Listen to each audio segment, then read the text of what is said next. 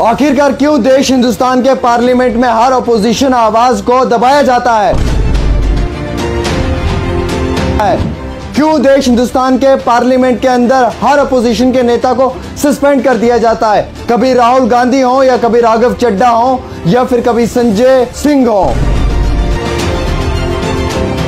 जो आवाज बुलंद होती है उसका माइक बंद कर दिया जाता है, जो आवाज बुलंद होती है उस आवाज को दबा दिया जाता है, जो आवाज भी पार्लियामेंट के अंदर अपोजिशन की तरफ से बात रखती है उसको सस्पेंड कर दिया जाता है। संजय सिंह हो, राहुल गांधी हो, राघव चड्ढा हो, किस किस को कब कब तक सस्पेंड करोगे? रूल ऑफ बुक क्या कहती है?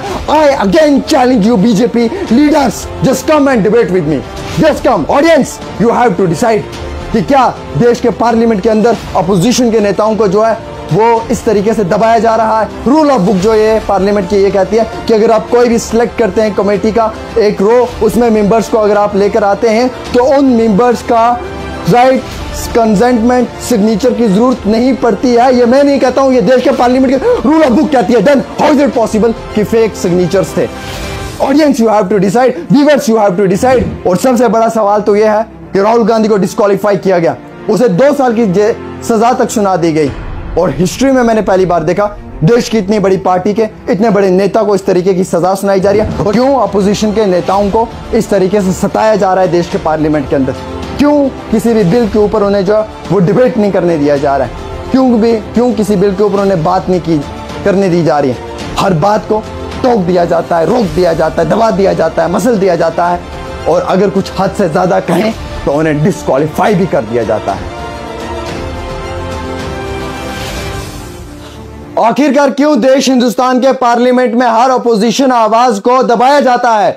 क्यों देश हिंदुस्तान के पार्लियामेंट के अंदर हर अपोजिशन के नेता को सस्पेंड कर दिया जाता है? कभी राहुल गांधी हो या कभी राघव चड्ढा हो या फिर कभी संजय सिंह हो। आखिरकार क्यों उस आवाज को दबाने की कोशिश की जाती है जो आवाज अपोजिशन से अवाम के लिए निकलती है? राघव चड्ढा को भी जो है वो राज्यसभा से सस्पेंड कर दिया गया है। रूल ऑफ बुक बड़ी है पार्लियामेंट की या वक्त के हुक्मरान बड़े? मैं बीजेपी की गवर्नमेंट को चैलेंज करता हूं कि रूल ऑफ बुक बड़ी है या फिर बड़ा जो है वो वक्त के हुक्मरान है। देश हिंदुस्तान के पार्लियामेंट के अंदर राघव चड्ढा को सस्पेंड किया, किस आधार पर चेंज किया है? रूल ऑफ बुक ये कहती है, सुन ले बीजेपी के हुक्मरानों, रूल ऑफ बुक ये कहती है कि जब आप कोई भी सिलेक्ट कमेटी का रो करते हैं तो उसमें जो प्रपोजल देते हैं उस प्रपोजल में जिन लोगों का आप नाम देते हैं उनसे कोई रिटन कंसेंटमेंट लेने की जरूरत नहीं पड़ती है।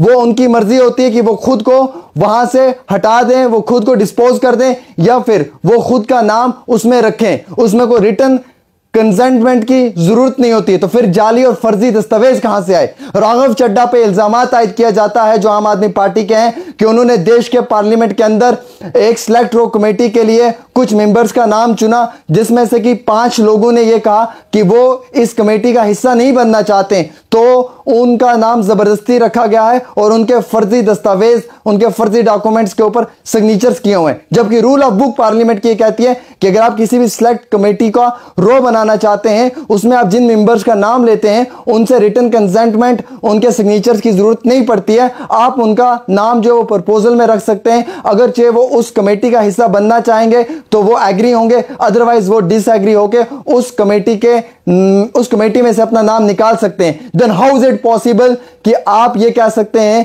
कि अपोजिशन के नेता लोग जो हैं वो फर्जी दस्तावेज करते हैं, वो फर्जी जाली दस्तावेज बनाते हैं?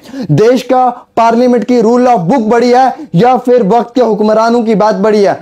कभी राहुल गांधी को सस्पेंड कर दिया जाता है। मैंने देश के अंदर पहली बार ये हिस्ट्री में देखा है कि अपोजिशन को इतना ज्यादा दबाया जा रहा है पार्लियामेंट के अंदर, किसी आवाज को बुलंद होने नहीं दिया जाता। जो आवाज बुलंद होती है उसका माइक बंद कर दिया जाता है, जो आवाज बुलंद होती है उस आवाज को दबा दिया जाता है, जो आवाज भी पार्लियामेंट के अंदर अपोजिशन की तरफ से बात रखती है उसको सस्पेंड कर दिया जाता है। संजय सिंह हो, राहुल गांधी हो, राघव चड्ढा हो, किस किस को कब कब तक सस्पेंड करोगे? क्या देश के अंदर पार्लियामेंट के अंदर अपोजिशन को बात करने का अधिकार नहीं है? राघव चड्ढा को आपने जो है वो सस्पेंड किया। रूल ऑफ बुक क्या कहती है?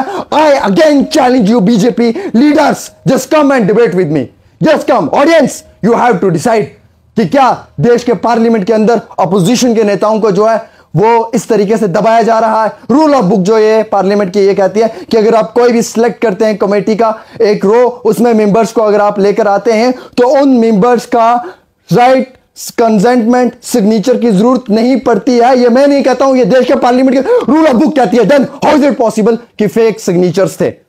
Audience you have to decide, viewers you have to decide.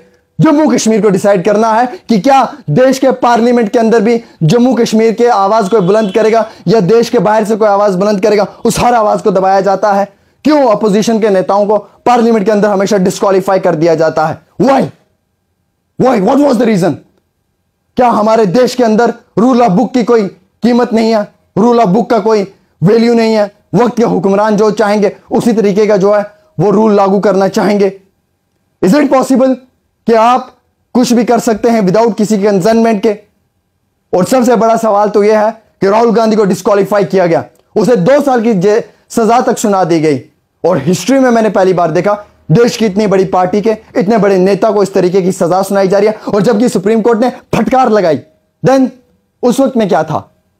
Supreme court सबसे बड़ी पावर रखता है और देश का सुप्रीम कोर्ट उच्च न्यायालय यह कहता है कि जो हुआ राहुल गांधी के साथ वो सही नहीं हुआ, उसमें रिलीफ दी जाए उन्हें। तो क्यों अपोजिशन के नेताओं को इस तरीके से सताया जा रहा है देश के पार्लियामेंट के अंदर? क्यों किसी भी बिल के ऊपर उन्हें जो वो डिबेट नहीं करने दिया जा रहा है?